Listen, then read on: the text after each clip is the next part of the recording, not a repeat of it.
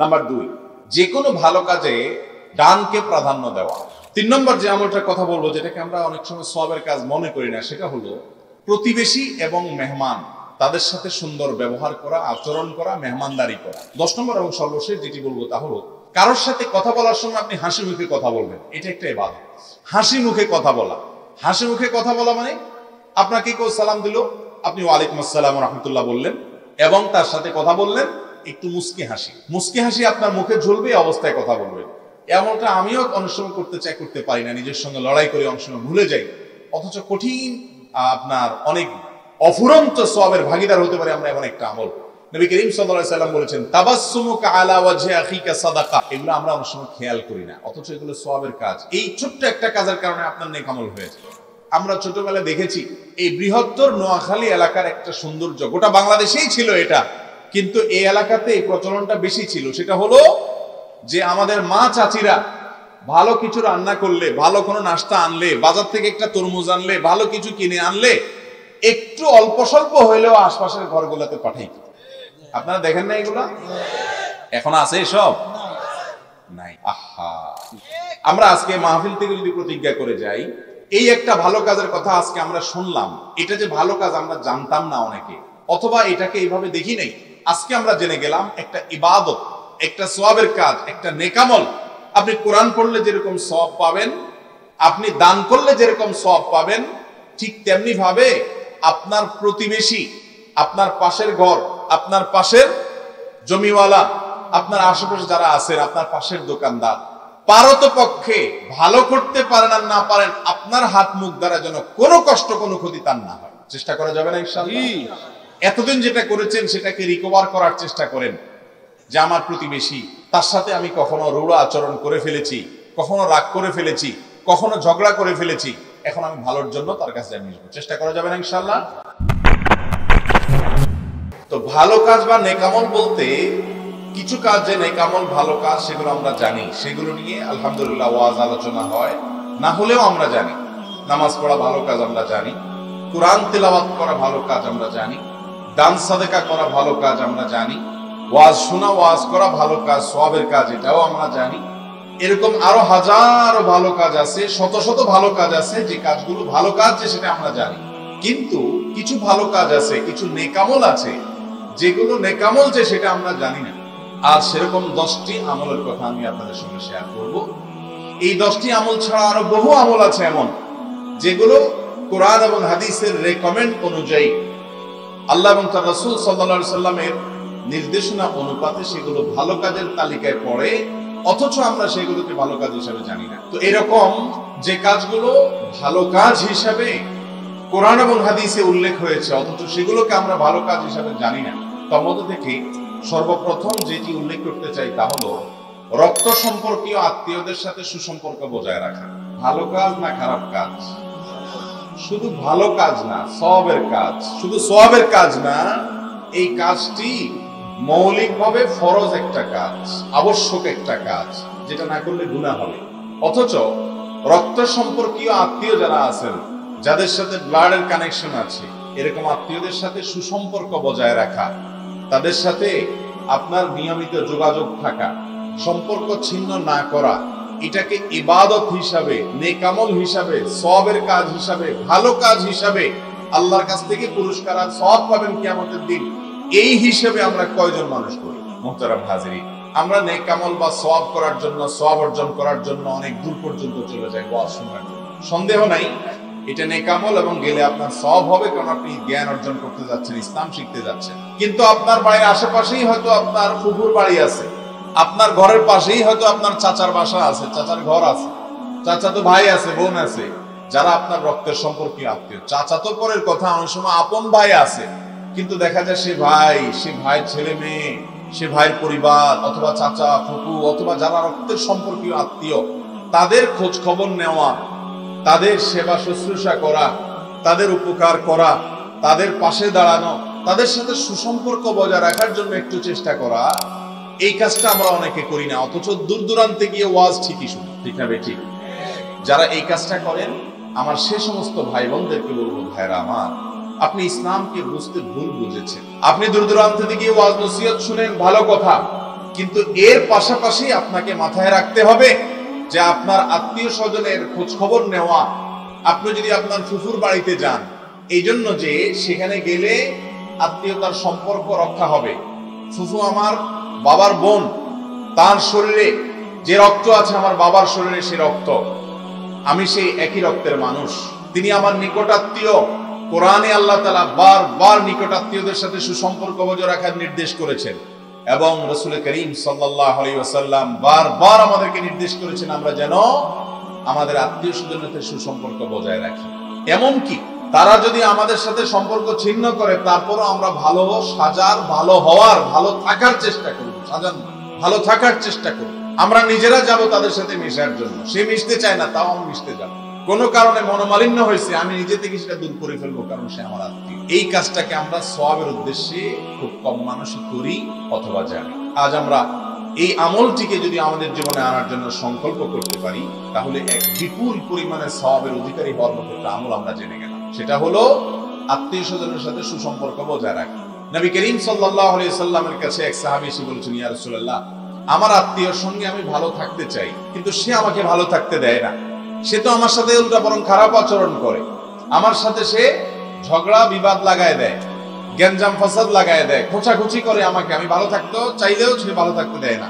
নবী করিম সাল্লাল্লাহু আলাইহি সাল্লাম তখন বলেছেন, লাইসাল ওয়াসিলু বিল মুকাফি, লাইসাল ওয়াসিলু বিল মুকাফি। আত্মীয় স্বজন তোমার সাথে ভালো আচরণ করে, বিনিময়ে তুমিও ভালো আচরণ করো। সে তোমার বাচ্চার জন্য একটা হাদিয়া দিল, উপহার দিল, তুমিও তার বাচ্চার জন্য একটা উপহার দিলা। ঈদের সময় সে তোমার বাচ্চাকে সালামি দিল, এরপরে তুমিও তার বাচ্চাকে সালামি দিলা। এটা আত্মীয়তার সম্পর্ক রক্ষা করা নয়, এটা হলো বিনিময় দেওয়া। এটা তো যে কোনো মানুষের ক্ষেত্রে প্রযোজ্য। একজন অপরিচিত মানুষও যদি আমার সাথে সুন্দর আচরণ করে, বিনিময়ে আমিও তার সাথে সুন্দর আচরণ করব। হাল জাযাউল ইহসান ইল্লাল ইহসান, ইহসানের বিনিময়ে ইহসান, এটা তো সবার সাথে করতে হবে। তাহলে তোমার রক্ত সম্পর্কে আত্মীয়, তার সাথেও যদি তোমার একই ধরনের রিলেশন হয় যে সে ভালো থাকলে তুমি ভালো থাকবা, সে ভালো আচরণ না করলে তুমিও করবা না, তাহলে তোমার আত্মীয় হলো কোথায়? সে যদি খারাপ আচরণ করে তাহলে সে আল্লাহর কাছে অপরাধী হবে, গুনাহগার হবে। কিন্তু তোমার দায়িত্ব হলো এরপরও তুমি তার কাছে মহব্বতের, ভালোবাসার বার্তা নিয়ে যাবে, তার উপকার করার চেষ্টা করবে। তিনি ভুল বুঝছেন, ভুল করছেন, তুমি সঠিকটা করার চেষ্টা করবে। তাতে তোমার দাম যদি একটু কমে যায়, কমে যাক। তোমার যদি একটু মর্যাদা মনে হয়েছে যে কমে যাচ্ছে, শয়তান তোমার মধ্যে ইগো তৈরি করছে, তাহলে সেগুলোকে পাত্তা না দিয়ে তুমি ভালো কাজে অগ্রসর। আত্মীয় স্বজনের সাথে সুসম্পর্ক বজায় রাখার উদ্দেশ্যে বাড়ি থেকে যদি আপনি বের হন, বের হয়ে আপনার চাচার ঘরে অনেকদিন যান না, একটু যান, যা খোঁজ খবর নেন। অনেকদিন চাচাতো ভাইটার সাথে কথা হয় না, একটু ফোন দেন, ভাই কেমন আছো, কি হাল অবস্থা। অর্থ করে দিয়া পারেন না, অন্তত কথা দিয়া মহব্বতের সাথে খোঁজ খবর রাখেন, তাহলে দেখবেন ইনশাআল্লাহ বিইذনিল্লাহ আপনার এই ফোনটাও ইবাদত হিসাবে, নেকামল হিসাবে, সওয়াবের কাজ হিসাবে আপনার আমলনামা উঠবে। অথচ আমরা জানি না এরকম হাজারো কাজ আছে যেগুলো সওয়াবের কাজ, কিন্তু আমরা জানি না। যেগুলো ইবাদত আমরা জানি না, যেগুলো নেকামল আমরা জানি না। আত্মীয় স্বজনের সাথে সুসম্পর্ক বজায় রাখবো তো ইনশাআল্লাহ। অনেক সময় দেখা যায় সারা এলাকার সব হুজুর দাওয়াত করে বাড়িতে খাওয়া, বড় বড় হাজী সাহেবদের সাথে তার বস্তি সম্পর্ক, বড় বড় হুজুরদের সাথে সেলফিও আছে, ফেসবুকে পোস্টও দেয়, কিন্তু চাচাদের সাথে গন্ডগোল আছে না নাই? আপন ভাইয়ের সাথে মারামারি, পারাপারি হতে পারে একসাথে থাকতে গেলে, কিন্তু তার জন্য সম্পর্ক নষ্ট, কথাবার্তা বলা বন্ধ, আসা যাওয়া নেই, জলচল নেই, উঠা বসা নেই, জায়েজ না হারাম? নবী করিম সাল্লাল্লাহু আলাইহি ওয়াসাল্লাম বলেছেন, লা ইয়াদখুলুল জান্নাতা কাতি'আ, যে ব্যক্তি আত্মীয়ের সাথে সম্পর্ক ছিন্ন করে সে ব্যক্তি জান্নাতে যাবে না। No entry. জান্নাতে কিছু লোকের জন্য নো এন্ট্রি, প্রবেশাধিকার নাই। সেই দুর্ভাগা মানুষগুলোর ভিতরে এক শ্রেণী মানুষ হলে তারা যারা তাদের রক্ত সম্পর্কীয় আত্মীয়ের সাথে সম্পর্ক ছিন্ন করে। চাচার সাথে আপনার গন্ডগোল হতে পারে, দুটা হয়তো জমি জমা নিয়ে দুটা ঝামেলা, একটা ঝামেলা হতে পারে, কিন্তু সেজন্য সম্পর্ক ছিন্ন আপনি করতে পারেন, তিনি আপনার রক্ত সম্পর্কে আত্মীয়। কিন্তু চাচা নন, এরকম আরো যতজন আছে। নবী করিম সাল্লাল্লাহু আলাইহি সাল্লাম বলেছেন, ইন্নাম আস-সাদাকাতু আলাল মিসকিনি সাদাকাহ, তুমি সাধারণ গরিব মানুষকে দান করলে একটা সওয়াব পাবা, সেটা হলো দানের সওয়াব। ওয়াস সাদাকাতু আলা যিল কুরবা সিলাতুন ওয়া সাদাকা, আর যদি তুমি তোমার কোনো আত্মীয়কে দান করো তাহলে দুইটা সওয়াব পাবা, একটা হলো দানের সওয়াব, আরেকটা হলো এই দানের মাধ্যমে আত্মীয়ের সাথে তোমার যে সম্পর্ক ঘনিষ্ঠ হলো, সে যে তোমাকে ভালোবাসলো, একটা সম্পর্ক যে ভালো হলো, সেজন্য আত্মীয়তার সম্পর্ক রক্ষা করার সওয়াব, দুইটা সওয়াব তুমি পাবা। আমাদের অনেক ভাই বোন আছেন, অনেক মসজিদ মাদ্রাসায় টাকা দেন, অনেক ওয়াজ মাহফিলে টাকা দেন, অনেক ভালো ভালো জায়গায় টাকা দেন। মাশাআল্লাহ, এগুলো ভালো কাজ করেন, এগুলো করবেন অবশ্যই। কিন্তু এগুলো করে যদি আপনি আপনার নিজের রক্ত সম্পর্কীয় আত্মীয় স্বজন যারা অভাবী আছেন, গরিব আছেন, চলতে কষ্ট হয়, অসুবিধা হয়, তাদের দিকে যদি আপনি খেয়াল না করেন, তাহলে আপনার ওই দানের চাইতে এই দান আল্লাহর কাছে অনেক বেশি গুরুত্বপূর্ণ, অনেক বেশি সওয়াবের কাজ। মনে থাকবে তো ইনশাআল্লাহ? তাহলে এক নম্বর যেই ভালো কাজের কথা বললাম, যেটাকে আমরা ভালো কাজ হিসাবে অনেকে জানি না, সেটা হলো আত্মীয়তার সম্পর্ক রক্ষা করার চেষ্টা। আত্মীয়র বাড়িতে গেলেন শুধু সওয়াবের উদ্দেশ্যে, একটু ফোন করলেন সওয়াবের উদ্দেশ্যে, একটু হাসি মুখে কথা বললেন সওয়াবের উদ্দেশ্যে, নিজের ইগোকে, জেদকে মাটি করে দিলেন। শয়তান জেদ তৈরি করবে যে সে এটা বলছে, আমি কিভাবে তার বাড়িতে যাই, সে এটা করছে, আমি কিভাবে তার সাথে সম্পর্ক ভালো করি। এগুলো সব ইবলিসের কাজ। আপনি ইবলিসের ইবলিসিকে ধ্বংস করে দিয়ে ওইটাকে পেছনে ফেলে আল্লাহকে খুশি করার জন্য অগ্রসর হয়ে যান। চেষ্টা করবো না আমরা ইনশাআল্লাহ? আল্লাহ তাআলা আমাদের সবাইকে আমাদের আত্মীয় স্বজনের সাথে সুসম্পর্ক বজায় রাখার যে ইবাদত, নেকামল, সওয়াব, সেটা বেশি থেকে বেশি আমল করে এই সওয়াবের ভাগীদার হওয়ার তৌফিক দান করুন। নাম্বার 2, যে কোনো ভালো কাজে দানকে প্রাধান্য দেওয়া। একটি হাদিসে আসছে যে আল্লাহ রাব্বুল আলামিন প্রত্যেকটা কাজে, যে কাজটা মৌলিকভাবে কোনো খারাপ কিছু না, সেই কাজে আল্লাহ রাব্বুল আলামিন দানকে পছন্দ করেন। এমনকি আমরা যখন জুতা পরিধান করব, জুতা কোন পা আগে পরা সুন্নাত? ডান পা। একটু আগে হাদিস শুনিয়ে নিয়েছি, লা তুহাক্কিরান্না মিনাল মা'রুফি শাইআ, কোন ভালো কাজকে ছোট মনে করবে না। কিয়ামতের দিন হয়তো মিজানের পাল্লায় তোমার নেক আমলে অনেক কিছু আছে, কিন্তু নেক আর বদ বরাবর হয়ে গেছে, সমান হয়ে গেছে। তোমার ঠিকানা এখন জান্নাতও নয়, জাহান্নামও নয়, আরাফ নামক জায়গায় হতে পারে। একটা সামান্য ছোট তুচ্ছ যেটাকে তুমি মনে করছো সেরকম কোন নেক আমল যদি এখন যুক্ত হতো, তাহলে তুমি জান্নাতে চলে যেতে। এই জন্য নবী করিম সাল্লাল্লাহু আলাইহি ওয়াসাল্লাম বলেছেন, তুমি কোনো ভালো কাজকে ছোট মনে করবে না। এমনকি একজন মানুষের সাথে কথা বলার সময় হাসি মুখে কথা বলাটা, এটাও একটা সওয়াবের কাজ, এটাকে ছোট মনে করবে না। হাসি না আসলেও হাসি মুখে কথা বলার চেষ্টা করবে। মুখটাকে উজ্জ্বল রেখে যদি কারোর সাথে কথা বলো, সুন্দর মুখে হাসি মুখে কথা বলো, এটাও একটা সাদাকার সওয়াব তোমাকে এনে দেবে। তো আমরা জুতা পরার সময় ডান পা দিয়ে জুতা যদি পরি, ডান পাটা আগে পরি, বাম পাটা পরে পরি, তাহলে এর কারণে একটা সুন্নাহ জিন্দা হয়ে গেল।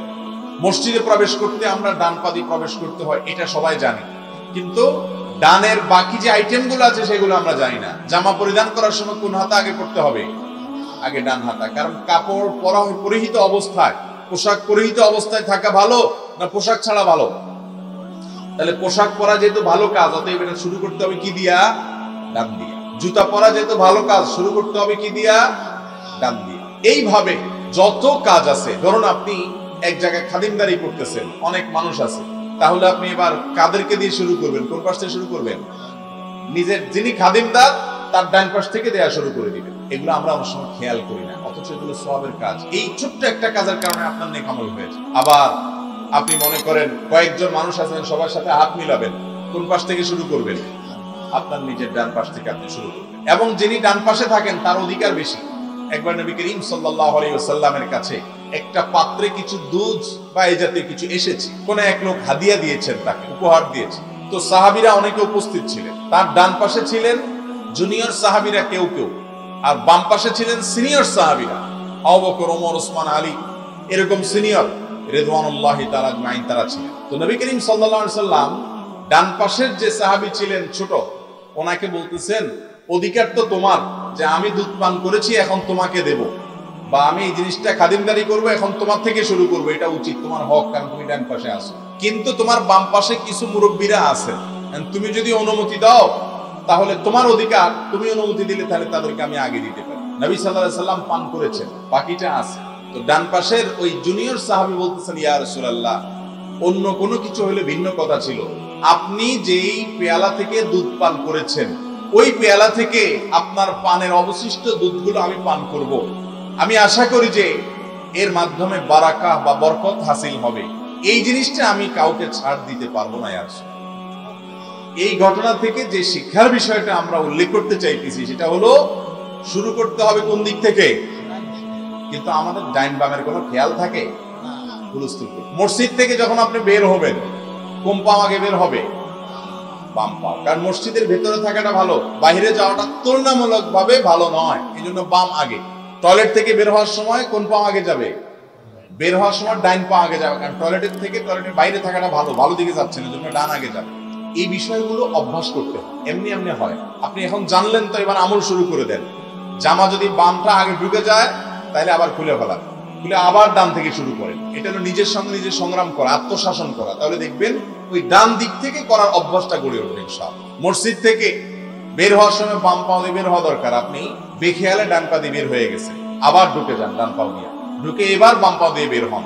টয়লেটে ঢোকার সময় বাম পা আগে দিতে হয় সুন্নাত, কিন্তু আপনি খবর নেই, অন্য টেনশন করতে করতে আজকাল তো মোবাইল টিপতে টিপতে ঢুকি, তো মসজিদ আপনার টয়লেটে ঢুকে গেলেন ডান পা দিয়ে ঢুকে গেছেন, তো যেহেতু ডান পা দিয়ে ঢুকে গেছেন কাজটা তো ভুল হয়েছে, তাহলে এবার এটারে সোজা করেন। কিভাবে সোজা করবেন? বাইরে চলে আসেন, এসে এবার বাম পা দিয়ে আগে ঢুকেন। কয়েকদিন এরকম যদি কসরত করেন ইবলিস আপনাকে আর ধোঁকা দিবে না, বলবে যে এর সাথে পারা যাবে। চেষ্টা করবো না ইনশাআল্লাহ। সকল ভালো কাজে ডানকে অগ্রাধিকার দেওয়া। 3 নম্বর যে আমলটার কথা বলবো, যেটাকে আমরা অনেক সময় সওয়াবের কাজ মনে করি না, সেটা হলো প্রতিবেশী এবং মেহমান তাদের সাথে সুন্দর ব্যবহার করা, আচরণ করা, মেহমানদারি করা। মেহমানদারি এটা সওয়াবের কাজ, ইবাদতের কাজ, কিন্তু আমরা মেহমানদারিটার চেহারা দেখে দেখি, ঠিক না ভাই? ঠিক। শ্বশুর বাড়ির থেকে যদি কেউ আসে তাহলে তো মাশাআল্লাহ মেহমানদারির কোনো কমতি আর নাই, কত আইটেম দেওয়া যায় সব দেওয়ার চেষ্টা করি, ঠিক না? এমন একজন মানুষ আসছে যে শ্বশুর বাড়ির না, বরং হয়তো এমন কোন ব্যক্তি যার কাছে আপনার কোনো স্বার্থ নাই, বেচারা এমনি মেহমান, সাধারণ মেহমান, তো সেই মেহমানের ব্যাপারে আমাদের তেমন কোনো খেয়াল অনেক সময় থাকে। আমরা এখন এত স্বার্থপর হয়েছি, যেটাই করি সেখানে কি স্বার্থ আছে আগে সেটা চিন্তা করি, স্বার্থ নাই আমি নাই সেখানে, ঠিক না? ঠিক। এটারে বলা হয় আব্দুল মকসুদ, মানে স্বার্থের গোলাম। এই স্বার্থের গোলাম যে আব্দুল মকসুদ, যে সেই ব্যক্তির জন্য আল্লাহ তাআলা জান্নাত তৈরি করেন না ভাই। আর মুসলমান কখনো স্বার্থের গোলাম হতে পারে না। মেহমান আপনার বাড়িতে আসছে, সে যেই আসুক আপনি তাকে সম্মান করা, তাকে খাতির যত্ন করা, তার পেছনে খাবার, হাদিয়া, নাস্তা ইত্যাদি পেশ করা, এটা আপনার কর্তব্যের অংশ। নবী করিম সাল্লাল্লাহু আলাইহি ওয়াসাল্লাম বলেছেন, মান কানা ইউমিনু বিল্লাহ ওয়াল ইয়াউমিল আখির ফালইউকরিম দাইফা। যে ব্যক্তি আল্লাহকে আর আখিরাতকে বিশ্বাস করে সে যেন মেহমানের মেহমানদারি করে। তো এই যে মেহমানদারি করা, এটা যে সওয়াবের কাজ আমরা অনেকে জানি না, হয়তো দিতে হয় তাই ট্র্যাডিশন হিসেবে দেই, যে একজন মেহমান আসছে একটু চানাচুর, বিস্কিট, চা, এগুলো না দিলে কেমনে হয়, সেজন্য আমরা দেই। কিন্তু আমরা জানি না যে একজন মেহমানের সামনে আমি যাই পেশ করব, এটার বিনিময়ে আমার আমলনামাতে আল্লাহ তাআলা সওয়াব লিখবেন। সাধারণ দানের সওয়াব না, মেহমানের মেহমানদারির সওয়াব আলাদা। আর আত্মীয় স্বজনের সাথে সুসম্পর্ক বজায় রাখার পাশাপাশি প্রতিবেশী যারা আছেন তাদের হক অনেক বেশি। সেটা নিয়ে অনেক দীর্ঘ আলোচনা এখন করার সুযোগ নেই, শুধু এটুকু বলি, প্রতিবেশীর সাথে সুসম্পর্ক বজায় রাখা যে ভালো কাজ বা সওয়াবের কাজ, এটাও আমরা বেশিরভাগ লোক জানি না। আমরা উল্টাটা জানি। আমরা কি জানি? আমরা জানি হলাম যে পাশের খেতালার আইলটা ঠেলতে হবে। আমার ক্ষেতের পাশের খেতালা যে, তার আইলটা কি করতে হবে? ঠেলতে হবে। অনেক মুরব্বীরে দেখি আবার ঠেলে না, ওই যে কোদাল দিয়ে শুধু কোবায়, আইল ছোট করে। ওই যে আসামি আছে এখানে, আইল ছোট করে। আইল ছোট করা মানে নিজের ক্ষেত বড় করা, ঠিক না? ঠিক। অথচ আমার ক্ষেতের পাশের ক্ষেতওয়ালা আমার প্রতিবেশী, নেবে ঠিক। তার অধিকার কি? তার অধিকার হলো আমার হাত দ্বারা, আমার মুখ দ্বারা, আমার আচার আচরণ দ্বারা আমার কষ্ট দ্বারা আমার প্রতিবেশী যেন কষ্ট না পায়। এটা তার অধিকার। এটা তার কি রে ভাই? অধিকার। এটা তার পাওনা। নবী করিম সাল্লাল্লাহু আলাইহি ওয়াসাল্লাম বলেছেন, জিবরিল আসমান থেকে এতবার আমাকে প্রতিবেশীর ব্যাপারে সাবধান করার জন্য এসেছে, এতবার আল্লাহর তরফ থেকে ওহী নিয়ে এসেছে, সাবধান, প্রতিবেশীর সাথে সুসম্পর্ক বজায় রাখতে হবে, তার কোনো ক্ষতি করা যাবে না, তার কষ্ট হয় এমন কোনো কাজ করা যাবে না। এই ব্যাপারে জিবরিল আমাকে এত বেশি সাবধান করেছে, এতবার নক করেছে, আমার আশঙ্কা হয় কখন না জানি জিবরিল আইসা বলে যে তোমার মৃত্যুর পর তোমার সম্পদে তোমার ওয়ারিস, তোমার সন্তান সন্ততির যেরকম অধিকার আছে, প্রতিবেশীর একটা অংশ আছে, না জানি এটা আইসা কখন বলে। আমি সেই চিন্তা করতেছি। এত বেশি গুরুত্ব দেওয়া হচ্ছিল প্রতিবেশীর হকের ব্যাপারে। আর আমাদের অবস্থা হলো বেশিরভাগ লোক নামাজি মানুষ, দিনদার মানুষ, আলেম মানুষ, বক্তা মানুষ, আমরা নিজেরা অনেক দিক থেকে ভালো, মাশাআল্লাহ, এই একটা জায়গা আমরা ভালো হতে পারি না। সেটা হলো কি, প্রতিবেশীর সাথে সম্পর্ক আমাদের খুব একটা ভালো থাকে। হয় তার মোরগ আমার এলাকাতে আসছে, গ্রামের মানুষ, তাহলে এটা নিয়ে একটা মিনি যুদ্ধ হয়েছে, ঠিক না বে ঠিক? অথবা তার গাছের ছায়া একটু আমার এলাকাতে পড়ছে, বস, তাহলে এটা নিয়ে যুদ্ধ শুরু হয়ে যায়। আবার অনেকে আছে যে পাশের যিনি আছেন তার জমির বরাবর বা তার যে আপনার ভিটা আছে, ভিটার বরাবর সুন্দর করে একটা গর্ত করে, যাতে করে ওই দিক থেকে বৃষ্টি ধুইয়া সব মাটিগুলা এসে গর্তটা ফিল আপ হয়ে যায়। এই কুকামটা আমরা অনেকে করি, কি করি না? ঘরে ঘরে, টোলে টোলে, জলে জলে। চেয়ারম্যান সব ভালো বলতে পারে, এই সমস্ত মামলা করতে দেখা লাগে, ঠিক না ঠিক? আচ্ছা ভাই, এই কাজটা কি সওয়াবের কাজ না গুনার কাজ? অথচ আমরা অনেকে মুখে দাঁড়িয়ে আছে, মাথায় টুপি আছে, গায়ে জুব্বা আছে, অন্য অনেক দিক থেকে আমরা ভালো, মাশাআল্লাহ, যেটা ভালো আছে ভালো, কিন্তু তলে তলে এই কাজটা করতেছি। ভালো দাওয়াত দিয়ে ইমাম সাহেবরে খাওয়ান, খতিব সাহেবরে খাওয়ান, বাজারের ইমাম সাহেবরে খাওয়ান, বড় মসজিদের খতিব সাহেবরে খাওয়ান, অথচ আপনার প্রতিবেশীকে একদিন আপনি দাওয়াত দিয়ে খাওয়ান নাই, আপনি ভালো মুসলমান হতে পারেন নাই। আমি কি বুঝাতে পারছি? নবী করিম সাল্লাল্লাহু আলাইহি সাল্লাম বলেছেন, তুমি গোশত রান্না করলে ঝোল বাড়াই দিও, ঝোল বাড়াই দিও, কারণ তোমার আশেপাশে প্রতিবেশী যারা আছেন তাদের বাড়িতে বাটিতে করে, প্লেটে করে, কোনো কিছুতে করে একটু তরকারি দেওয়াটা তোমার কর্তব্য। যদি তরকারি বেশি দিতে না পারো, অন্তত ঝোল বাড়াই দিও, তারপরেও দিও। আমরা ছোটবেলায় দেখেছি এই বৃহত্তর নোয়াখালী এলাকার একটা সৌন্দর্য, গোটা বাংলাদেশেই ছিল এটা, কিন্তু এই এলাকাতে এই প্রচলনটা বেশি ছিল। সেটা হলো যে আমাদের মা চাচিরা ভালো কিছু রান্না করলে, ভালো কোনো নাস্তা আনলে, বাজার থেকে একটা তরমুজ আনলে, ভালো কিছু কিনে আনলে, একটু অল্প স্বল্প হইলেও আশপাশের ঘরগুলোতে পাঠাই। আপনারা দেখেন না এগুলা? এখন আছে এসব? নাই। আহা, হয়তো আছে কোথাও অল্প স্বল্প, বেশিরভাগ ক্ষেত্রেই নাই। এখন সবাই স্বার্থপর হয়ে গেছে, সবাই স্বার্থপর হয়ে গেছে। ওয়াজ শোনার মানুষ অনেক বাড়ছে, কিন্তু আমল করার মানুষ কমছে, ঠিক না বে ঠিক? এত ক্যামেরা আগে ছিল ওয়াজ রেকর্ডের জন্য, এই বেচারারা এত কষ্ট করে রেকর্ড করতেছে কেন? আপনারা অনেক বেশি শুনবেন, ওনারা ডলার কামাইবেন, সবাই লাভ হবে। কিন্তু ওয়াজ শুনতেছেন, ডলারও কামাইতেছেন, হুজুরও হাদিয়া মোটা করে পকেট ভরে নিয়ে যাচ্ছেন, কিন্তু আমাদের আমল আসছে না। আমরা আজকে মাহফিল থেকে যদি প্রতিজ্ঞা করে যাই, এই একটা ভালো কাজের কথা আজকে আমরা শুনলাম, এটা যে ভালো কাজ আমরা জানতাম না অনেকে, অথবা এটাকে এইভাবে দেখি নাই, আজকে আমরা জেনে গেলাম একটা ইবাদত, একটা সওয়াবের কাজ, একটা নেকামল। আপনি কোরআন পড়লে যেরকম সওয়াব পাবেন, আপনি দান করলে যেরকম সওয়াব পাবেন, ঠিক তেমনি ভাবে আপনার প্রতিবেশী, আপনার পাশের ঘর, আপনার পাশের জমিওয়ালা, আপনার আশেপাশে যারা আছেন, আপনার পাশের দোকানদার, পারতপক্ষে ভালো করতে পারেন আর না পারেন, আপনার হাত মুখ দ্বারা যেন কোনো কষ্ট, কোনো ক্ষতি তার না, চেষ্টা করা যাবে না ইনশাআল্লাহ? এতদিন যেটা করেছেন সেটাকে রিকভার করার চেষ্টা করেন, যে আমার প্রতিবেশী, তার সাথে আমি কখনো রূঢ় আচরণ করে ফেলেছি, কখনো রাগ করে ফেলেছি, কখনো ঝগড়া করে ফেলেছি, এখন আমি ভালোর জন্য তার কাছে যাবো, চেষ্টা করা যাবে না ইনশাআল্লাহ? আল্লাহ তাআলা আমাদেরকে আমলের তৌফিক দান করুন। নাম্বার 4, রাস্তা থেকে কষ্টদায়ক কোনো কিছু সরিয়ে ফেলা, এটা একটা ইবাদত, এটা একটা নেকামল, এটা একটা ভালো কাজ। কিন্তু এটা যে ভালো কাজ আমরা অনেকে জানি না, হয়তো এমনি জানি যে এটা একটা ভালো কাজ, কিন্তু ভালো কাজ বলতে নরমাল ভালো কাজ না, কোরআন হাদিস বর্ণিত ভালো কাজ, যেই কাজে আমার আল্লাহ খুশি হবেন, যেই কাজে আমার আমলনামাতে সওয়াব লেখা হবে, সেরকম একটা কাজ হলো আপনি রাস্তা দিয়ে যাচ্ছেন, একটা ইটের আদলা পড়ে আছে, একটা ইটের টুকরা পড়ে আছে, অথবা একটা কাঁটা পড়ে আছে, অথবা একটা লাঠি বা এমন কিছু পড়ে আছে, একটা চিপসের ঠোঙ্গা পড়ে আছে, বৃষ্টি পড়তেছে, কেউ একজন পাও দিলে স্লিপ খেয়ে পড়তে পারে, একটা কলার খোসা পড়ে আছে, কোনো একটা কিছু পড়ে আছে যেটা অন্য কারোর কষ্টের কারণ হতে পারে, কেউ উষ্ঠা খেতে পারে, কেউ পড়ে যেতে পারে, কারোর অসুবিধা হতে পারে চলতে গিয়ে। একজনের চুইংগামটা খেয়ে রাস্তায় ফেলে দিয়েছে, কোনো বাচ্চা ফেলে দিয়েছে, বা কোনো বড় মানুষ ফেলে দিয়েছে, আপনি দেখছেন যে এটা কারোর জুতায় লেগে এই বেচারা কষ্ট পাবে, তার অসুবিধা হবে। আপনি কি করলেন? একটা টিস্যু দিয়া বা একটা গাছের পাতা দিয়া বা আশপাশ থেকে কোনো কিছু কুড়ে একটা কাগজ দিয়া আপনি ওই চুইংগামটা উঠায় ফেললেন, তারপরে যায় ওই ইটের আদলাটা উঠায় ফেললেন, আপনি ওই কলার খোসাটা উঠায় ফেললেন, চিপসের ঠোঙ্গাটাতে পাড়া দিয়ে কেউ স্লিপ খেয়ে পড়তে পারে বৃষ্টিতে ভিজে, আপনি ওইটা উঠায় ফেললেন, উঠাইয়া ওইটাকে এমন জায়গায় ফেললেন যেখানে ফেললে কারোর অসুবিধা হবে না, কারোর ক্ষতি হবে না, হক নষ্ট হবে না, ডাস্টবিন থাকলে সেখানে নিয়ে ফেললেন। এটা একটা সাধারণ ভালো কাজ না, এমন একটা ভালো কাজ যেই ভালো কাজের জন্য নবী করিম সাল্লাল্লাহু আলাইহি সাল্লাম নির্দেশ করেছেন। আমরা কয়জনে জানি ভাই এই ভালো কাজ, এই ইউনিক টাইপের ভালো কাজ, ভিন্ন ভিন্ন ধাঁচের ভালো কাজ, যেগুলো ভালো কাজ বা ইবাদত, সাধারণ ভালো কাজ না, ইবাদত সওয়াবের কাজ হিসাবে আমরা জানি না, অথচ এটা একটা সওয়াবের কাজ। আমরা এখানে অনেক মানুষ আছে, কয়জন মানুষ আছেন এমন যে আপনার জীবনে এই ভালো কাজটা অনেকবার করেছেন? আছেন আপনারা কেউ?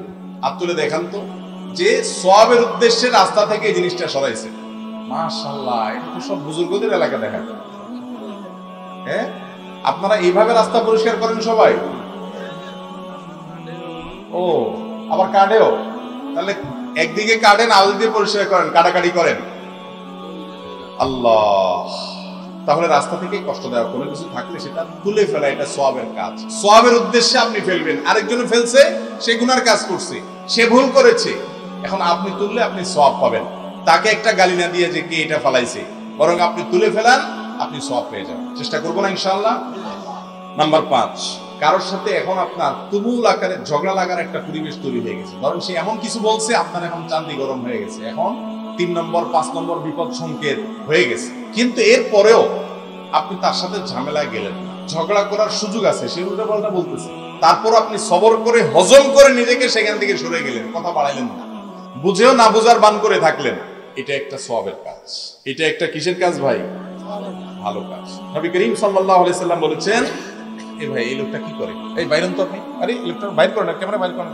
এতবার বলার পরে আপনি দাঁড়াইছেন, মানুষের ডিস্টার্ব করে কেন দাঁড়াইছেন? দাঁড়াইছেন জট করে কাজটা সেরে বসে যান। রেকর্ড করার জন্য তো বুদ্ধিশুদ্ধি থাকতে হয়, তো মানে এতক্ষণ যে দাঁড়ায় থাকলে মানুষগুলো তো দেখতে পাচ্ছেন, আমার তো টেনশন নষ্ট হচ্ছে। জি ভাই, তো নবী করিম সাল্লাল্লাহু আলাইহি সাল্লাম বলেছেন, আনা যাইমুন বিবাইতিন, আমি ওই ব্যক্তির জন্য ফি ওয়াসতিল জান্নাহ, ওই ব্যক্তির জন্য জান্নাতের সেন্টার পয়েন্টে একটা প্রাসাদের দায়িত্ব নিচ্ছি।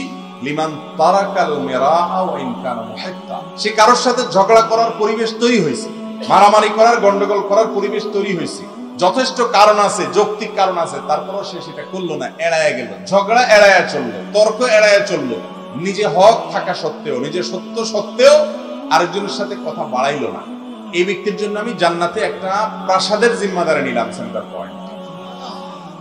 আমাদের আজকাল কারোর সাথে যদি কোনো কারণে একটু তর্ক করার পরিবেশ তৈরি হয়, ধরেন সে একটা উল্টাপাল্টা কিছু করছে, ভুলভাল কিছু বলছে, তখন আমরা এবার তুমুল আকারে তার সাথে লেগে যাই, তাই না? শয়তান আবার সেই কাজটা আমাদের সামনে এত সুন্দর কাজ হিসেবে উপস্থাপন করে। শয়তান বলে, দেখছো তুমি কত আপোষহীন, তুমি কত আপোষহীন, দেখছো তুমি মানুষটা কত কত ভালো মানুষ যে তুমি অন্যায় সহ্য করো না। এটা ইবলিসি ফুসলা, যাতে করে আপনি লেগে যান ভালো করে। হ্যাঁ, এটা ঠিক, অসৎ কাজের বাধা প্রদান করা ভালো কাজ, সেটা আরেক জিনিস, কিন্তু আপনার সাথে ব্যক্তিগতভাবে একজনের তর্কাতর্কি এখন লেগে যাবে, একটা বিতর্ক বর্ষা লেগে যাবে, গন্ডগোল লেগে যাবে, এরকম মনে হচ্ছে, আপনি সেটা বুঝতে পেরে হাসি মুখে সেখান থেকে সরে গেলেন। আল্লাহ কোরআনে বলেছেন, ওয়ারিদ আনিল জাহিলিন, যারা মূর্খ তোমার সাথে ঝগড়া করতে আসছে, উল্টাপাল্টা কিছু করছে, তুমি এড়াইয়া যাও, দেখেও না দেখার ভান করো, তার সাথে গন্ডগোলে যাইও না। এটা একটা ইবাদত, এটা একটা সওয়াব। আপনার সাথে একজনের গন্ডগোল লাগতে নিয়েছে, সবকিছু রেডি হয়ে গেছে, তারপরও আপনি আল্লাহকে খুশি করার জন্য, সে উল্টাপাল্টা বলতেছে, তারপরও আপনি দেখলেন যে কথা বললে এখানে বাড়বে, আমি বাড়াইলাম না, সরে আসলাম, এই যে কাজটা করলেন আপনি, সাথে সাথে একটা ইবাদত আপনি করলেন, নেকামল করলেন, সাধারণ ইবাদত না, যেই নেকামলের কারণে নবী করিম সাল্লাল্লাহু আলাইহি সাল্লাম আপনার জান্নাতের দায়িত্ব নিচ্ছেন। চেষ্টা করবো না আমরা ইনশাআল্লাহ? আমরা যদি এইভাবে চেষ্টা করি, তাহলে আমাদের সমাজে গন্ডগোল, ফাসাদ, হানাহানি, মারামারি কমবে না, বাড়বে? কমে যাবে না ইনশাআল্লাহ? আল্লাহ তাআলা আমাদের সবাইকে আমলের তৌফিক দান করুন। তাহলে এই যে বিতর্ক, বর্ষা, গন্ডগোল, ফাসাদ, তর্কাতর্কি মানুষের সাথে, এগুলো না করে সরে যাওয়া, এটা একটা ভালো কাজ, অথচ এটাকে ভালো কাজ হিসাবে, ইবাদত হিসাবে আমরা জানি না। 6 নম্বর যে ইবাদতের কথা বলবো তা হলো অসুস্থ ব্যক্তিকে দেখতে যাওয়া, এটা একটা ইবাদতের কাজ। নবী করিম সাল্লাল্লাহু আলাইহি ওয়াসাল্লাম বিভিন্ন হাদিসে নির্দেশ করেছেন, উৎসাহ দিয়েছেন যেন এই কাজটা আমরা করি, অথচ আমাদের সমাজে অসুস্থ ব্যক্তিকে দেখতে যাওয়া, এই কাজটা আমরা করি হলো বেছে বেছে সামান্য কয়েকটি জায়গায়। ধরেন কথার কথা, আপনার বোনের শ্বশুর অসুস্থ হয়েছে, এখন সেখানে না গেলে তো আয়েব, বোনরা 2-4 কথা শোনায় দিতে পারে, এই জন্য সেখানে জানা। আপনার হয়তো শ্বশুর বাড়ির লোকজন কেউ অসুস্থ হয়েছে, সেখানে না গেলে তো ইজ্জত টিকে না, সেজন্য আপনি সেখানে গেলেন। এরকম বাইসা বাইসা আমরা রোগী দেখতে চাই, আহা!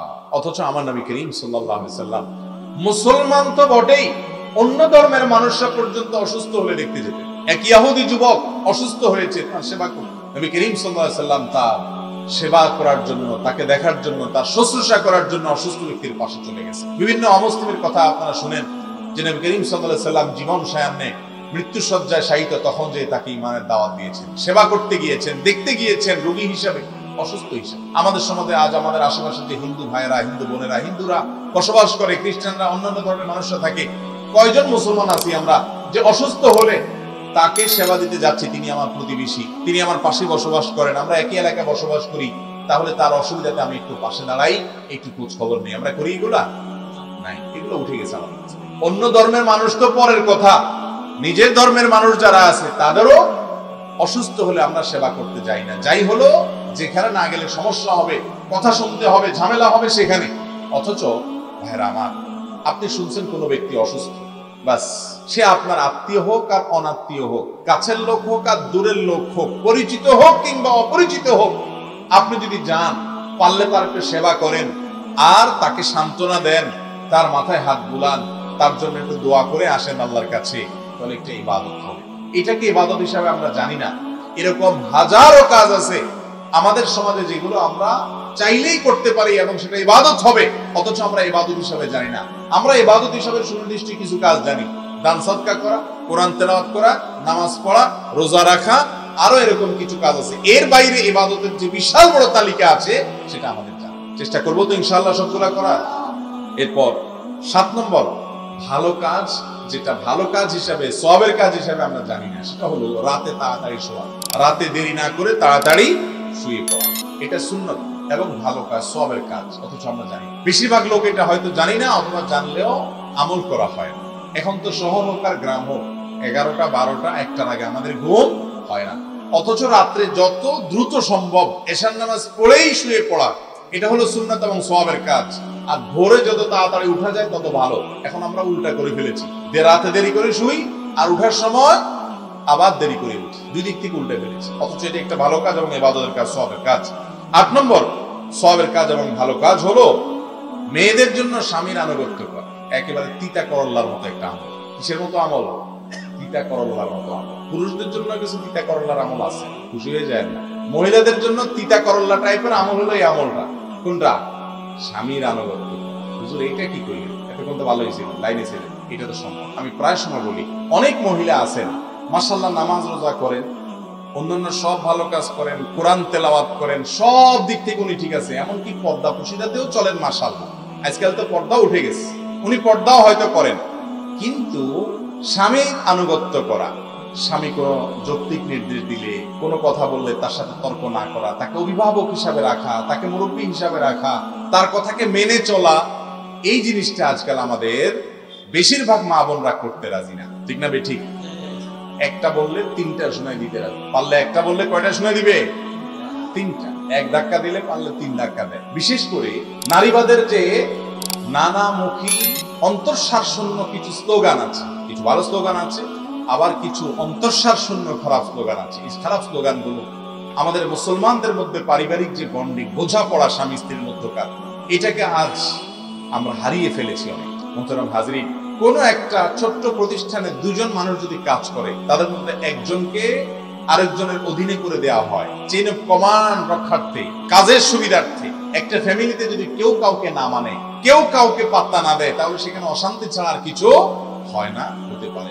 মেয়েদের জন্য বুঝে না আসলেও, স্বামী আমার চাইতে হয়তো কোনো দিক থেকে পিছিয়ে আছে, তারপরেও কোনো মা বোন তিনি যদি স্বামীর নির্দেশ, স্বামীর নির্দেশনা, স্বামীর যৌক্তিক আদেশ, অন্যায় যদি কিছু না বলে থাকে, তাহলে সেই নির্দেশ এগুলো মেনে যদি চলেন, তাহলে এই মানার কারণে, মানতে মনে চায় না তারপরও মানলেন, কষ্ট করে মানলেন, এর কারণে ইনশাআল্লাহ তার আমল নামায় আল্লাহ সওয়াব লিখে দিবেন। আর যে আমলটা করতে যত কষ্ট হয়, ওইটার সওয়াব তত বেশি। ইন্না আযামাল জাযা মা আযামিল বালা।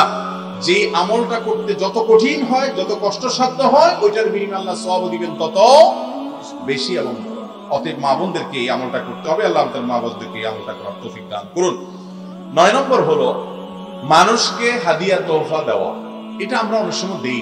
নবী করিম সাল্লাল্লাহু আলাইহি সাল্লাম বলেছেন, তোমরা ততক্ষণ পর্যন্ত ঈমানদার হতে পারবে না যতক্ষণ পর্যন্ত তোমাদের একে অন্যকে ভালো না বাসবে। আর তোমাদের মধ্যকার ভালোবাসা বৃদ্ধির জন্য হাদিয়া বিনিময় করা, উপহার বিনিময় করা, একে অন্যকে কোনো কিছু দেওয়া, এটা যদি না করো তাহলে তোমাদের মধ্যে মহব্বত তৈরি হবে না। আমাদের দেশে উপহার দেওয়া নেওয়ার কাজটা করি, এটাও আমরা খুবই লিমিটেড কোনো কিছু ক্ষেত্রে আমরা করি। যেমন কথার কথা, জামাই, মেয়ের জামাই, তাকে হাদিয়া দেই, এটার ব্যাপারে ওয়াজ করার দরকার হয় না। মেয়ের সুখের জন্য মেয়ের জামাইয়ের হাদিয়া শ্বশুর শাশুড়ি দেন, কোনো ওয়াজ দরকার হয় এটার জন্য। কিন্তু ধরেন এমন একজন ব্যক্তি যার সাথে আপনার কোনো স্বার্থের সম্পর্ক নেই, একটা সামান্য কিছু হাদিয়ে দিলেন, একটা আতর হাদিয়ে দিলেন, একটা মেসওয়াক হাদিয়ে দিলেন, একটা কলম হাদিয়ে দিলেন, সামান্য কিছু হাদিয়ে দিলেন, এই জিনিসগুলো আমাদের মধ্যে আছে এখন খুব একটা। যেখানে স্বার্থ আছে সেখানে হাদিয়া দিই, আর যেখানে স্বার্থ নাই সেখানে কোনো হাদিয়া দেওয়া হয় না। আপনার প্রতিবেশী, আপনার পরিচিত, আপনার আশেপাশে থাকেন, আপনার জানাশোনার মধ্যে আছে, আপনার এরিয়ার মধ্যে আছে, যে কোনো মানুষ, তাকে আপনি বড় হোক আর ছোট হোক কিছু একটা হাদিয়া দিবেন। এটা একটা বড় কাজ এবং ইবাদতের কাজ এবং সওয়াবের কাজ। এগুলো আমি দেখি না আমাদের সৌদি আরবে। আমি দেখেছি যে এই ধরনের ছোট ছোট আমলগুলো করার জন্য, যেগুলোকে আমরা দেখতে ছোট মনে করছি, আল্লাহর কাছে সেগুলো অনেক বড় হবে। এগুলো করার জন্য তারা মরিয়া থাকে। মহিলাদেরকে দেখা যায় যে কোনো পাবলিক প্রোগ্রামে গেলে, এমনকি পুরুষদেরকে আমি দেখেছি অনেক, যে তারা ধরেন ওয়াজ মাহফিলে আসছে, পকেটে চকলেট কতগুলো নিয়ে আসছে। আমরা তো শুধু ওই নিজের বাচ্চার জন্য বাজার থেকে কিনে নিতে জানি, এই স্বার্থ ছাড়া আর কিছু আমরা জানি না। আমি বহু দেখেছি যে অনেক পুরুষ পকেটে আপনার চকলেট নিয়ে আসছেন, কোন একটা পাবলিক প্রোগ্রামে আসছেন, মাহফিলে আসছেন, ধরেন কথার কথা, কেন নিয়ে আসছেন? যে আশেপাশে হয়তো ছোট বাচ্চা থাকবে, একটা একটা দিবে, হাদিয়া দিবে। এখন আমাদের দেশে তো আরেক মুসিবত, আরেকজন বাচ্চার চকলেট দিতে গেলে মাইক হওয়ার ভয় আছে, বলবে কি করে দিছো না কি ভঙ্গাই দিছো, আবার কোন বিপদ হয়। কারণ এত চিটারি বাটপারি, এত প্রতারণা যে মানুষকে বিশ্বাস করাও কঠিন আসে। তো যাই হোক, আপনি অচেনা জায়গায় না দেন, আপনার আশেপাশে পাড়া প্রতিবেশী জানাশোনা জায়গায় উপহার বিনিময় করেন। উপহার বিনিময় করা একটা ইবাদত। এই ইবাদতটা আমাদের থেকে হারিয়ে গেছে এবং এটাকে আমরা ইবাদত হিসেবে জানি না। 10 নম্বর এবং সর্বশেষ যেটি বলবো তা হলো, কারোর সাথে কথা বলার সময় আপনি হাসি মুখে কথা বলবেন, এটা একটা ইবাদত। হাসি মুখে কথা বলা, হাসি মুখে কথা বলা মানে আপনাকে কেউ সালাম দিল, আপনি ওয়ালাইকুম আসসালাম ওয়া রাহমাতুল্লাহ বললেন এবং তার সাথে কথা বললেন একটু মুস্কি হাসি। মুস্কি হাসি আপনার মুখে ঝুলবে, এই অবস্থায় কথা বলবেন। এমনটা আমিও অনেক সময় করতে চাই, করতে পারি না, নিজের সঙ্গে লড়াই করে অনেক সময় ভুলে যাই। অথচ কঠিন আপনার অনেক অফুরন্ত সওয়াবের ভাগীদার হতে পারে আমরা এমন একটা আমল। নবী করিম সাল্লাল্লাহু আলাইহি ওয়াসাল্লাম বলেছেন, তাবাসসুমুকা আলা ওয়াজহি আখিকা সাদাকা। কোন মুসলমানের সাথে যখন তুমি কথা বলবা, তখন সে হয়তো তোমাকে একটা কথা জিজ্ঞাসা করলো বা সালাম দিল বা কেমন আছেন জিজ্ঞেস করলো, তুমি তার সাথে কথা বলার সময় যদি একটু হাসি মুখে কথা বলো, মুস্কি হাসি তোমার মুখে যদি থাকে, তাহলে এর বিনিময়ে তুমি আল্লাহর কাছে দান করে যে সব মানুষ পায়, শুধু একটু মুস্কি হাসি দিয়ে তুমি সেই সব পাইতে পারো। আমাদের দেশে এই আমলটা পাওয়া যায় না। এই আমলটাও আরবে প্রচুর পরিমাণে প্র্যাকটিস আছে। যারা মিডল ইস্টে আছেন বা ছিলেন প্রবাসীরা, তারা জানেন। সৌদি আরবে ছিলেন বা বিভিন্ন দেশে ছিলেন, কাতারে ছিলেন, কুয়েতে ছিলেন, আপনারা জানেন যে সেখানে কেউ কারোর সাথে সাক্ষাৎ করলে, চেনা হোক আর অচেনা হোক, জানা হোক আর অজানা হোক, পরিচিত হোক আর অপরিচিত হোক, কথার কথা সালাম দিছে তো ওয়ালাইকুম আসসালাম হাসি মুখে দিবে তারা। এটা সওয়াবের কাজ। আমাদের দেশে এই হাসিটাও আমরা রিজার্ভ করে ফেলেছি স্বার্থের জন্য। সামান্য কিছু মানুষের জন্য হাসি, যেমন বসের অফিসে গেলাম, বসের রুমে গেলাম, তখন বসরে সালাম দিয়ে আসসালামু আলাইকুম স্যার, এখানে হাসার জন্য ওয়াজ করা লাগে, ঠিক না ঠিক? ওসি সাহেবের রুমে গেছেন, তো সেখানে মাশাআল্লাহ সালাম দিয়া আসসালামু আলাইকুম ওসি সাহেব, ওখানে আর ওয়াজ করা লাগে না, ঠিক না ঠিক? একজন সাধারণ মানুষ, রাস্তায় অচেনা মানুষ, তার সাথে আপনি হয়তো কথা বলতেছেন, কিন্তু আপনার মুখে হাসি আসে না। ভাইরা আমার, বিনা কষ্টে সওয়াব পাওয়া যেতে পারে, ইবাদত হতে পারে, এমন একটা ভালো কাজ হলো মানুষের সাথে হাসি মুখে কথা বলা। আমাদের দেশে এখন হাসি মুখে কথা বলাটা এই পরিমাণ হারিয়ে গেছে, মানে এই ম্যানার্স, এই ভদ্রতা শুধু সৌদি আরবে কেন, মিডল ইস্ট কেন, অমুসলিম কান্ট্রিগুলোতে পর্যন্ত, কাফের মুলুকগুলোতে পর্যন্ত, ভিন্ন ধর্মাবলম্বী মানুষদের দেশে পর্যন্ত, তারা মুসলমান না কিন্তু তাদের মধ্যে এই ম্যানার্স আছে। এটা আমাদের সম্পদ ছিল, তাদের মধ্যে আছে, আমরা হারিয়ে ফেলেছি। সেটা কি? সেটা হলো কথা বলার সময় হাসি মুখে কথা, ঠিক না ঠিক? তাদেরকে দেখবেন, ফরেনারদেরকে দেখবেন যে কত ম্যানার্স, কত ভদ্রতা, কত আন্তরিকতা মানুষের সাথে। এই কাজগুলোকে আমরা সওয়াবের কাজ মনে করি না, অথচ এটা সওয়াবের কাজ। আজ থেকে আপনি যদি নিয়ত করেন যে আমি যতজনের সাথে কথা বলবো চেষ্টা করবো একটু হাসি মুখে কথা বলার, কথা বলার সময় আমার মুখের মধ্যে এক চিন্তে হাসি ঝুলে থাকে, যেন একটু যেন হাসতে হাসতে অন্তত মুস্কি, আবার হাসি মানে একবারে আপনার হাহা করে হাসতে বলি, তাহলে তো মানুষ বলবো যে ব্যাপার কি, বেচারা ডাক্তার কাছে নিতে হবে। কিন্তু আপনার কথার মধ্যে যদি মুস্কি হাসি থাকে, তাহলে ইনশাআল্লাহ যার সাথে কথা বলবেন লোকটার কাছে ভালো লাগবে কি লাগবে না? আপনি একটা সওয়াব পেয়ে যাবেন ইনশাআল্লাহ। চেষ্টা করা যাবে না? আল্লাহ তাআলা আমাদেরকে আমলের তৌফিক দান করুন। আমাদের দেশে আজকাল এই আমলটা বিশেষ করে কারোর সাথে অপরিচিত অজানা মানুষ হলে কথা বলার সময় হাসি দিয়ে কথা বলাটা এটা এই পরিমাণ হারিয়ে গেছে যে কেউ যদি হাসে বরং সেটাকে আমরা অনেক সময় দোষ মনে করি কি ব্যাপার লোকটা হাসে কেন, কোনো সমস্যা নেই, ঠিক না বেটি? অহেতুক অকারণে আপনি কারোর দিক তাকিয়ে তো আর হাসবেন না, কিন্তু যখন কথা বলবেন তখন অবশ্যই আপনার মুখে যেন হাসি ঝুলে থাকে। চেষ্টা করবো না ইনশাআল্লাহ? হয়তো ছোট ছোট আমল, কিন্তু ভাইরা আমার কিয়ামতের ময়দানে যাওয়ার পরে দেখবেন এই ছোট আমলগুলোকে গুরুত্ব দেওয়ার ফলে অনেক দূর অগ্রসর হয়ে গেছেন, আমল নামা সবে পরিপূর্ণ হয়ে গেছে। আর এই জন্যই শুরুতে হাদিসটা শুনিয়ে রেখেছি যেটা সহিহ মুসলিমে বর্ণিত হয়েছে। আবুল গিফার রাদিয়াল্লাহু বর্ণনা করেছেন, নবী করিম সাল্লাল্লাহু আলাইহি ওয়াসাল্লাম বলেছেন, লা তুহাক্কিরান্না মিনাল মারুফি শাইআ, কোনো ভালো কাজকে ছোট মনে করবে না, ক্ষুদ্র মনে করবে না, করতে যত সহজ হোক এর বিনিময় আল্লাহর কাছে পাহাড় সম বড় হতে পারে। চেষ্টা করবো তো ইনশাআল্লাহ। আমরা 10টা শুধু এক্সাম্পল দিলাম, এরকম শত শত এক্সাম্পল বের করা যাবে যে কাজগুলো ইবাদতের কাজ, নেকামলের কাজ, সওয়াবের কাজ, অথচ আমরা সেগুলোকে সওয়াবের কাজ হিসেবে জানি। আল্লাহ তাআলা আমাদের সকলকে আমাদের নাকের ডগা যতদিন নিঃশ্বাস থাকে খুঁটে খুঁটে এভাবে সমস্ত নেকামলগুলো করার তৌফিক দান করুন। জাযাকুমুল্লাহু খাইরা ওয়া আখিরু দাওয়ানা আলহামদুলিল্লাহ।